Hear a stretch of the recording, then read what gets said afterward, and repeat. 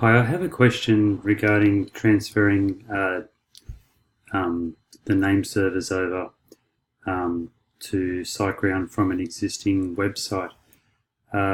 It's to do with the email. So if I change the name server there and there, get rid of that one, I'm then wondering in this situation where the MX record is the website and perhaps this text record here is MX include mail filtering, etc.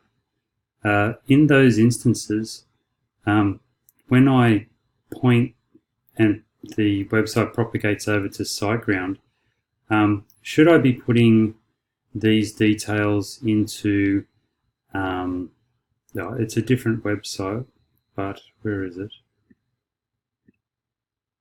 Let's say it was this one. So in this section of SiteGround, should I be putting in these records?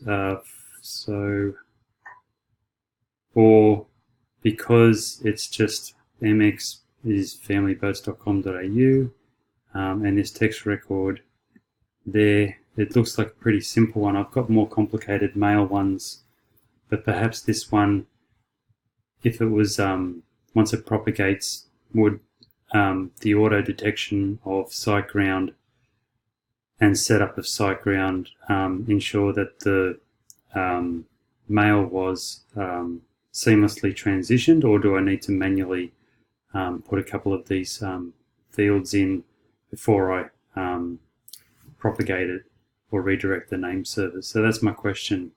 If you could let me know, that'd be great. Okay, thanks, cheers.